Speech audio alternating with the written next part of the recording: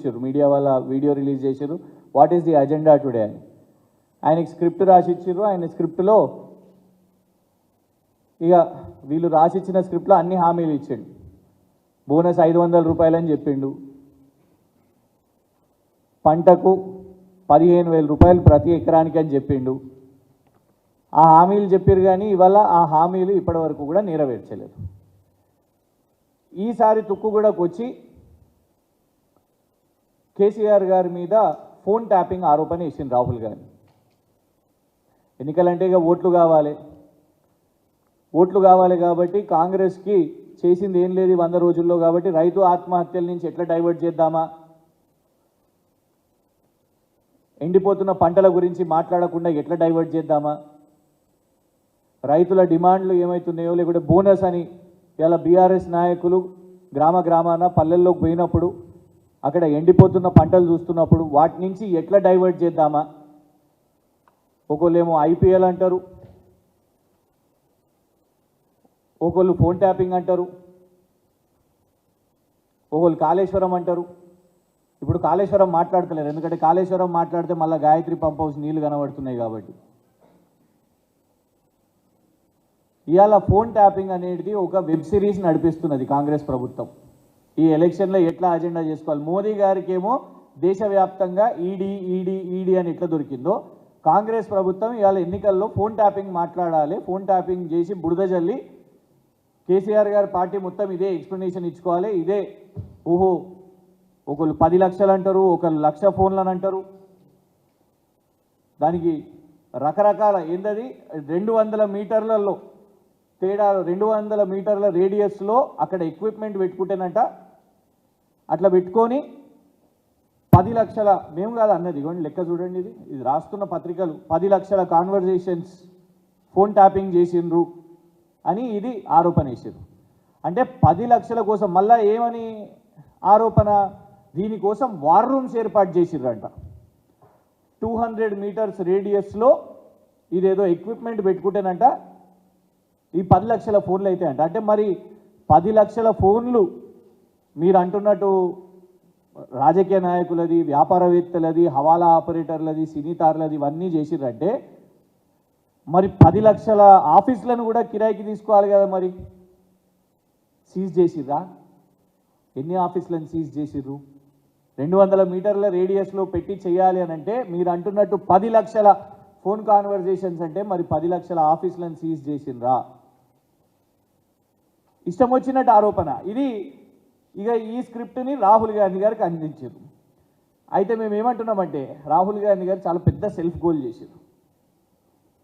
రాహుల్ గాంధీ గారు కేసీఆర్ గారిని జైల్లో వేద్దామనే ప్రయత్నం చేస్తారు కదా. ఫస్ట్ జైలు వేయాలంటే పాపం మరి ఈ పెద్ద మనిషిని జైలు వేయాలి. ఎవరో కాదు, రాహుల్ గాంధీ గారు ఎంపీగా ఉన్నప్పుడు, సోనియా గాంధీ గారు యూపీఏ చైర్పర్సన్గా ఉన్నప్పుడు గౌరవనీయులు మాజీ ప్రధానమంత్రి మన్మోహన్ సింగ్ గారు ప్రధాని హోదాలో ఇచ్చిన స్టేట్మెంట్ ఇది. I'm aware of corporates nervous but phone tapping needed. Phone tapping అవసరం అని చెప్పింది. వ్యాపారవేత్తలు భయపడుతున్నారు, కార్పొరేట్స్ భయపడుతున్నారు, కానీ ఫోన్ ట్యాపింగ్ అవసరం అని చెప్పింది అయ్యా రాహుల్ గాంధీ, మీ నాయకుడు ప్రధాని, అప్పటి ప్రధాని మన్మోహన్ సింగ్ గారు. చేసిర్రా విచారణ మన్మోహన్ సింగ్ గారిని? చేసిర్రా ఇట్లా బద్నాం మన్మోహన్ సింగ్ గారిని? మాట్లాడిర్రా బహిరంగ సభలలో మన్మోహన్ సింగ్ గారి మీద? నడిపించిర్రా ఇట్లా ఓటీటీ సిరీస్ మన్మోహన్ సింగ్ గారి మీద? PM backs Prime Minister backs phone tapping, says in national interest. ఇది మన్మోహన్ సింగ్ గారి స్టేట్మెంట్. ఇది మేము ఇది చెప్తే రేవంత్ రెడ్డి గారు మళ్ళీ కేసులు వేస్తారు మా మీద, మా ఫోన్లు సీజ్ చేయించుడు కేసులు వేస్తారు, ఏమో పత్రికలు రాసినాయి ఆర్టికల్లు చూపిస్తారు అనేసి అంటారు కదా. అందుకే ఇగోండి వీడియో వినండి. మన్మోహన్ సింగ్ గారు ఎట్లా ఫోన్ ట్యాపింగ్ అవసరమో ఈ దేశానికి ప్రధానమంత్రి హోదాలో మన్మోహన్ సింగ్ గారు ఏం మాట్లాడారో వినండి.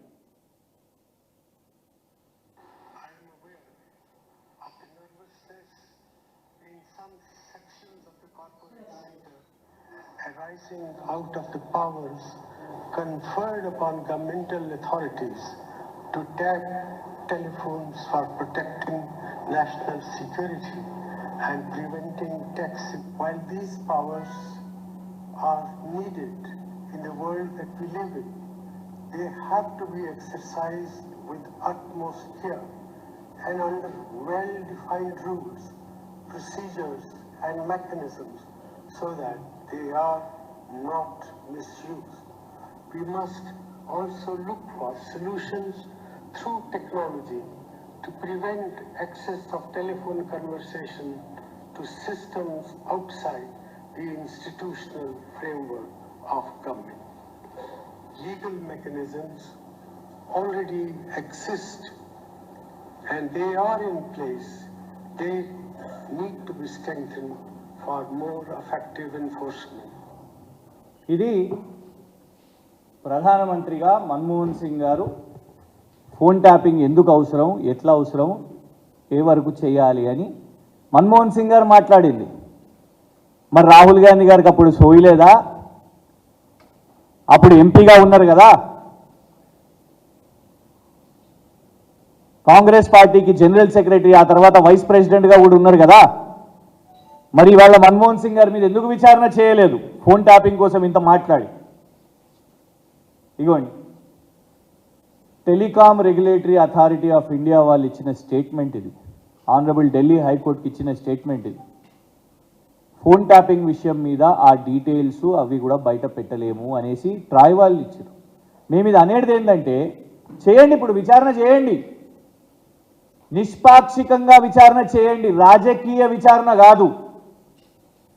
అందరినీ విచారణ చేయండి, ట్రాయ్ని అడగండి, అవునా ఫోన్ ట్యాపింగ్లు జరిగినాయా, ఇక్కడ జరిగితే ఎవరి ఎందుకు ఇలా ఈ పార్టీలో ఈ కేసులో ట్రాయ్ని ఎందుకు పెట్టలేదు, టెలికాం ప్రొవైడర్స్ని ఎందుకు పెట్టలేదు?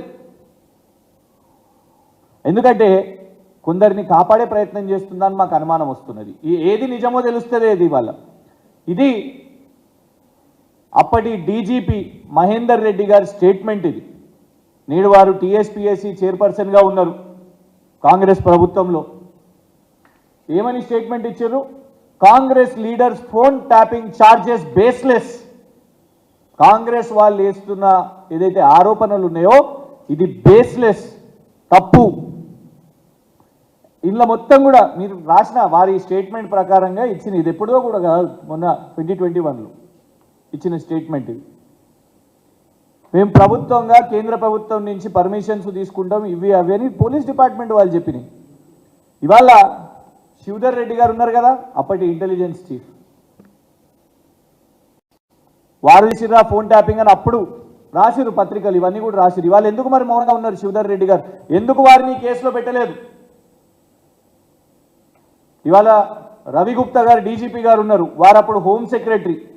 ఫోన్ ట్యాపింగ్ చేయాలి అని అంటే హోమ్ సెక్రటరీ అథారిటీ ఉండాలి, అథరైజ్ సిగ్నేచరీ ఉండాలి.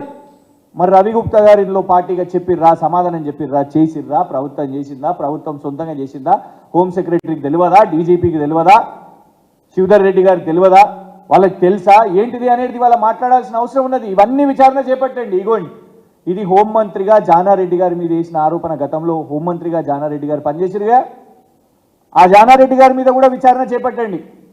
అప్పటి ప్రజారాజ్యం నాయకులు హరిరామ జోగయ్య గారు చిరంజీవి గారికి, వారి పార్టీ అధ్యక్షుడికి లేఖ రాసి జానారెడ్డి గారు ఫోన్ ట్యాపింగ్లు చేస్తున్నారు అని అంటే దాన్ని ఖండించింది జానారెడ్డి గారు. ఇలా మర్చిపోయిర్రా, మీ మీద రాలేదా ఫోన్ ట్యాపింగ్ ఆరోపణలు? ఇట్లా దునియా ఆరోపణలు వచ్చిన రాహుల్ గాంధీ గారు పెద్ద సత్య హరిశ్చంద్రుడని, శుద్ధపూస అని ఇవాళ వచ్చి తెలంగాణ గడ్డ మీద కేసీఆర్ గారి మీద ఆరోపణలు వేస్తున్నారు కదా. ఆధారాలు లేకుండా కానిస్టేబుల్లను పట్టుకొని, డిఎస్పీలను పట్టుకొని, ఏసీపీలను, డీసీపీలను పట్టుకొని ఎట్లా గత ప్రభుత్వంలో పనిచేసిన అధికారులను ఎట్లా ఒత్తిడి పెట్టాలి? ఫస్ట్ అరవింద్ కుమార్ గారితో మొదలుపెట్టిర్రు, తర్వాత జేఎస్ రంజన్ గారిని టార్గెట్ చేసిర్రు, స్మితా సబర్వాల్ గారిని టార్గెట్ అని అంటారు. ఇవన్నీ కథనాలు రాసుకున్నారు కదా. అంటే అప్పుడు అధికారులు పనిచేసిరు కాబట్టి వాళ్ళని ఎట్లా టార్గెట్ చేయాలి, ఇప్పుడు వీళ్ళందరినీ కూడా ఎట్లా జైలు పంపించి దాని మీదకెళ్ళి దాని బేసిస్గా కేసీఆర్ గారి మీద ఆరోపణలు వేయాలి అని ప్రయత్నం చేస్తున్నారు. ఇవాళ ఏంది కొత్త వెబ్ సిరీస్ ఏం లేదు, నెట్ఫ్లిక్స్ అమెజాన్ వీటిలో ఏం నడుస్తలేవు కొత్తవి. అందుకే ఛానల్స్లో న్యూస్ ఛానల్స్లో నడిపేయడానికి రేవంత్ రెడ్డి గారు ఫోన్ ట్యాపింగ్, రోజు ఒక ఎపిసోడ్ ఫోన్ ట్యాపింగ్ అయిందంట, 10 లక్షల ఫోన్లు అయినాయంట, 1,00,000 ఫోన్లు అయినాయంట, అవి ఇట్లా ఇజ్రాయెల్ నుంచి వచ్చినాయంట, ఇరాక్ నుంచి వచ్చినాయంట, ఇరాన్ నుంచి వచ్చినాయంట. ఆ సాఫ్ట్వేర్లు పెట్టుకొని ఆ హీరోయిన్ గురించి విన్నారంట, ఈ హీరో గురించి విన్నారంట. మరి బిఎస్ఎన్ఎల్ వాళ్ళు ఏం చేస్తున్నారు, జియో వాళ్ళు ఏం చేస్తున్నారు, ఎయిర్టెల్ వాళ్ళు ఏం చేస్తున్నారు? వాళ్ళకి అన్నీ తెలియకుండా వాళ్ళు ఇది జరిగినాయా? ఇవాళ ఫస్ట్ విచారణ చేపట్టాలంటే రాహుల్ గాంధీ గారు ఇగోండి ఫోన్ ట్యాపింగ్ అవసరం అని దాన్ని బ్యాకింగ్ చేసిన మన్మోహన్ సింగ్ గారి నుంచి మొదలు పెడతారా? లేదు పెగాసస్ అని పార్లమెంట్లో బీజేపీ వాళ్ళ మీద పెద్ద ఆరోపణలు వచ్చినాయి, దుమారం వచ్చినాయి. ఇలా బీజేపీ వాళ్ళు కూడా మాట్లాడబట్టే ఫోన్ ట్యాపింగ్ గురించి. పెగాసస్కి అయిన బీజేపీ వాళ్ళు తీసుకొని వచ్చి దేశవ్యాప్తంగా వాళ్ళు చేసుకుంటా వాళ్ళు కూడా మాట్లాడబట్టే. మేము ఒకటే చెప్తున్నాం, గీ ప్రచారాలకు భయపడేది లేదు. పొద్దున్న లేస్తే కేసీఆర్ గారు ముఖ్యమంత్రి ఉన్నప్పుడు కూడా బీజేపీ వాళ్ళు కేసీఆర్ గారిని జైలు వేస్తాం, చెంచల్గూడ వేస్తాం, చెర్లపల్లి వేస్తాం. ఇవాళ కాంగ్రెస్ వాళ్ళు అదే పాట పట్టారు. ఆ కేసులో పసలేదు, పుట్టి సినిమా స్క్రిప్ట్ నడిపిస్తున్నారు. ఆ స్క్రిప్ట్లో భాగంగా ఇవాళ వాళ్ళ అజెండా ఏంది? నరేంద్ర మోదీ గారు వచ్చి జగిత్యాల్లో ఈడీ కేసు కదా అని మాట్లాడారు. ఏమైంది ఈడీలో ఏం తెలిసింది? మొన్న సంజయ్ సింగ్ అని ఆమ్ ఆద్మీ పార్టీ అనే విడుదలైనప్పుడు ఏమని చెప్పారు? గింత కూడా రూపాయి కూడా దొరకలేదు మీకు మనీ ట్రైల్ అని చెప్పిరుగా. రూపాయి దొరకలేదు ఇప్పటి వరకు. వాళ్ళని అట్లనే పెడుతున్నారు, బెయిల్లో వస్తున్నాయి. శివసేన సంజయ్ రావుత్ మీద కేసు వేసిర్రు, రూపాయి దొరకలే. ఎవరిది ఇట్లనే. జార్ఖండ్ ముఖ్యమంత్రిది మాత్రం దొరికింది ఈడీఓలకు. నిన్న స్టేట్మెంట్ రిలీజ్ చేశారు. జార్ఖండ్ దాంట్లో దొరికింది. ఏం దొరికింది అబ్బా అనుకుంటే ఒక టీవీ, ఒక ఫ్రిడ్జ్ అంట ఈడీఓలకు. ఒక ముఖ్యమంత్రిని, జార్ఖండ్ ముఖ్యమంత్రిని టీవీ ఫ్రిడ్జ్ దొరికినందుకు ఈడీఓలు గిరఫ్తారు చేశారు మోదీ గారి ఈడీని. ఇవాళ మేము రాహుల్ గాంధీ గారికి చెప్తున్నాం, మొన్న గిట్టనే వచ్చి అబద్ధాలు ప్రచారం చేసి టీం బి అన్నావు. ఎవరు ఓడగొట్టిరు బండి సంజయ్ గారిని? కేసీఆర్ గారి పార్టీ ఓడగొట్టింది. ఎవరు ఓడగొట్టిరు? రఘునందన్ రావు గారిని కేసీఆర్ గారి పార్టీ ఓడగొట్టింది. ఇవాళ ఎవరిని పెట్టుకున్నారు మీరు? డమ్మీలను పెట్టుకున్నారు అభ్యర్థులుగా. కరీంనగర్ అభ్యర్థి అయిర్రా ఇంకా కాంగ్రెస్ పార్టీకి? అధికారంలో ఉన్న కాంగ్రెస్ పార్టీ కరీంనగర్లా రాహుల్ గాంధీ గారు అప్పుడు ప్రచారం చేయలే, ఇప్పుడు కూడా చేయరు. ఎందుకు? Match fixing. అందుకే కదా రేవంత్ రెడ్డి గారు ఏమంటారు, ఆయనకి రావనుకోండి ఆ నంబరు, కానీ 14 సీట్లు వస్తాయి మాకు అని. మరి ఎవరికి ఏ సీట్ అప్పచెప్పిర్రు? సికింద్రాబాద్ అప్పచెప్పిర్రా? మల్కాజ్గిరి బీజేపీకి అప్పచెప్పిర్రా? లేదు కరీంనగర్ అప్పచెప్పే ప్రయత్నం చేస్తున్నారా? స్పష్టంగా తెలుసు టీం బి ఎవరో. భారతీయ జనతా పార్టీకి ఇవాళ దేశవ్యాప్తంగా భారతీయ జనతా పార్టీ నరేంద్ర మోదీ పెరగాలంటే రాహుల్ గాంధీ కాంగ్రెస్ ఉండాలి అనేదే ఉన్నది. రాహుల్ గాంధీ ఉట్టిగానే ఇక్కడికి వచ్చి అబద్ధాలు మాట్లాడతాం, కేసీఆర్ గారి మీద ఉట్టిగానే బురద చల్లుతాం, ఆ సునీల్ కనుగోలు అనే ఆయన స్క్రిప్ట్ రాసిస్తే దాన్ని చదువుతాం అంటే ఊరుకునేది లేదు. మళ్ళా మేము పుసుక్కని పరువు నష్టం దావా వేస్తే మా మీద కేసేస్తారా కేటీఆర్? పరువు నష్టం దావా వేస్తారా అని మీరు ఏది పడితే అది మాట్లాడాలి. మీరు ఆధారాలు లేకుండా ఆరోపణలు వేయాలి. మళ్ళా మేము చట్టపరంగా మేము పోతేనేమో అట్లెట్లేస్తారు, మీరు కేసులు ఎట్లేస్తారు అని చెప్తారు. రాహుల్ గాంధీ గారి మీద మా పార్టీ ఎలక్షన్ కమిటీ ఏదైతే ఉన్నదో వాళ్ళు ఫిర్యాదు కూడా చేస్తారు. ఖచ్చితంగా ఇవన్నీ ఆధారాలు కూడా మన్మోహన్ సింగ్ గారు గతంలో మాట్లాడిన, ప్రధాని హోదాలో మాట్లాడిన వీడియోతో సహా ఇవన్నిటిని కూడా ఎన్నికల కమిషన్ కూడా ఇస్తాం. ఈ ఫోన్ ట్యాపింగ్ దాన్ని ఎందుకంటే జాతీయ భద్రత కోసము అనేసి మన్మోహన్ సింగ్ గారు చెప్పారు. ఇక్కడ పోలీస్ డిపార్ట్మెంట్ కేటీఆర్ గారు ఏమన్నారు కేటీఆర్ గారు? పోలీస్ డిపార్ట్మెంట్ వాళ్ళు వాళ్ళ పని ఏదో చేసినట్టున్నారు అనగానే కథం అగో అట్లెట్లా 1-2 అయితే గట్లెట్లా చేస్తారు? 1-2 కేటీఆర్ గారు ఒప్పుకున్నట్టే చూసిర్రా, 2 చేసిన వాళ్ళు 20 కూడా చేసి ఉండొచ్చు అని. మరి ఇదేంది మరి? ఇదేంది? వీళ్ళ టైంలో చేసింది మన్మోహన్ సింగ్ గారు ఏంది మరి? కేవలం ఇది ఒకటే కాదు, వాళ్ళ టైంలో 2011లోనే 1,00,000 ఫోన్ ట్యాపింగ్, 1,00,000 ఫోన్స్ను ఫోన్ ట్యాపింగ్ చేస్తున్నారు అని ఉన్నది. And they have supported it. దానికోసం ఎవరిని జైల్లో వేస్తారు? రాహుల్ గాంధీ గారిని పెడదామా, లేకుంటే ఆ ప్రభుత్వానికి పెద్ద అయిన యూపీఏ చైర్పర్సన్ సోనియా గాంధీ గారిని పెడదామా, లేకుంటే మన్మోహన్ సింగ్ గారిని పెడదామా? రాహుల్ గాంధీ గారు వచ్చింది కదా, పోయింది కదా, మాట్లాడేసి వెళ్ళిపోయారు కదా అంటే మేము మర్చిపోతామని అనుకోకండి. ఖచ్చితంగా కాంగ్రెస్ నాయకులు ఇవాళ దాని గురించి ఇంకా కంటిన్యూ మాట్లాడుతుంటే మేము భయపడి సైలెంట్ ఉండము. ఇవన్నింటినీ కూడా తీస్తాం, ప్రజల ముందు పెడతాం. ఇవాళ ఉట్టిగానే అబద్ధాలు మాట్లాడాలి, కేసీఆర్ గారిని టార్గెట్ చేయాలి, మేము ప్రభుత్వంలో ఉన్నాం కదా, ఆయనని ఎట్లా కార్నర్ చేయాలి అని రోజుకి ఇదే నడిపిస్తున్నారు. దాన్ని ప్రజల ముందు పెడతాం. ఇవన్నిటినీ కూడా డెఫినెట్గా ఎదుర్కొంటాం.